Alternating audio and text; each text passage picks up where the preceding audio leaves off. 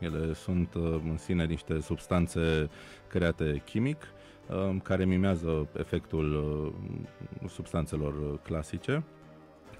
Acolo avem marea problemă a mixului substanțelor. Da? Nimeni nu știe exact ce conțin aceste prafuri pe care le consumă pacienții noștri. Și atunci e greu de prescris și antidot, așa-i? Da, da. Deci noi la spital avem capacitatea de a efectua un test de droguri mai aparte, care testează pe 108 substanțe. Aha. Și nu este deloc surprinzător dacă vezi uneori combinații de 10-15 substanțe sau chiar mai multe. Dacă nu mă înșel, există chiar un articol de ziar de anul trecut cu un pacient care a fost testat la 40 plus substanțe. Și nu-i fac creierul praf, domnule doctor? Ba da, ba da.